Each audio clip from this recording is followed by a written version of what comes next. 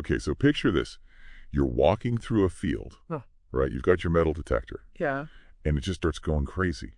And you dig down, and instead of like, a rusty can or something, Right. you find a handful of ancient coin. Now, multiply that feeling by like 100. Okay. That's exactly what happened in the Netherlands recently. Wow. 2 metal detectorists unearthed this massive hoard of Roman and British coins Really? in the village of Bunnik. It's pretty amazing. Hundreds of coins spanning centuries of history. Wow. So we're going to deep dive into this treasure trove today and see what it reveals about the Roman Empire trade routes, maybe even some ancient rituals. I think the most incredible thing about this find is that it wasn't just like a random scattering of coins. Right. This seems like it was a deliberate hoard. Yeah. Carefully buried. Untouched for centuries. Yeah, and the location, too. Yeah.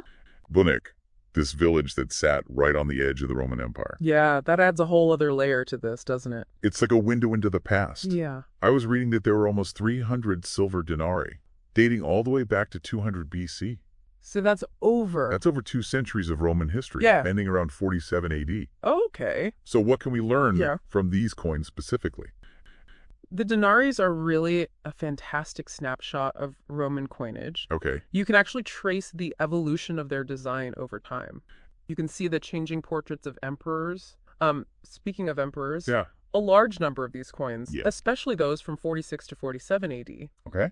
they feature Emperor Claudius. Claudius, now, wasn't he involved with the Roman conquest of Britain? Exactly. His reign saw major Roman military advances into, this find could even challenge some previous assumptions Right. about the timing and the extent of Roman involvement in Britain.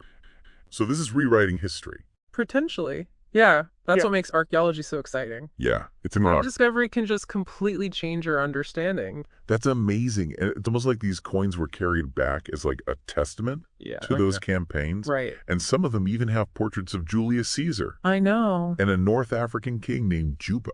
Yeah, it's like a who's who of ancient figures. It really is. Yeah. But what about those 72 gold aurae? Oh, yeah. Those must have been pretty amazing to uncover. Those had to be a sight to see. Yeah, you can imagine the shock. Yeah. Finding those, their condition is remarkable. Oh, really? Almost pristine. This suggests that they might have been freshly minted. Okay. Perhaps part of a soldier's pay or savings, carefully tucked away. Interesting. Yeah. Now, amidst all of these Roman coins, Yeah. there's a fascinating twist Okay. that tells us even more about the reach of the Roman Empire from ancient Britain.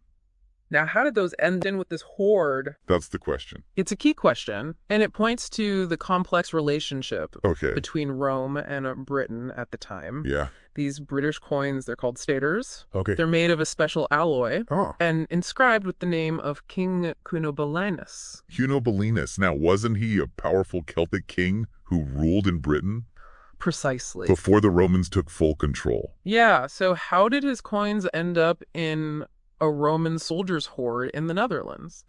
The prevailing theory is that Roman soldiers returning home from Britain carried these coins with them. Okay. They likely traveled along what was called the Lower Germanic limes.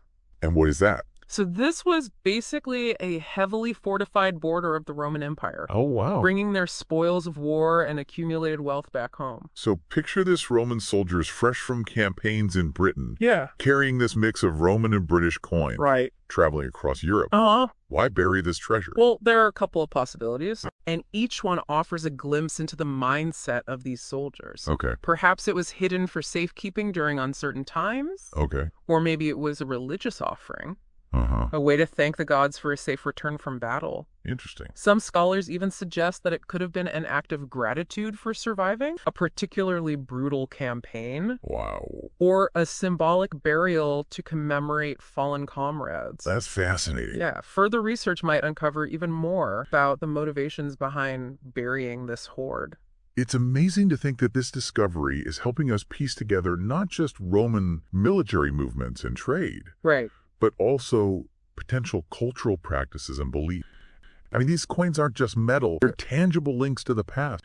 each with a story waiting to be told. Yeah, and for anyone lucky enough to be in the Netherlands, Oh, yeah. the majority of these coins are now on display at the National Museum of Antiquities as part of a permanent exhibition. That's wonderful. I can only imagine how awe-inspiring it must be to see those coins in person Yeah. and to connect with that history. It really makes you think that history isn't just in textbooks. Yeah. It's all around us, sometimes buried beneath our feet.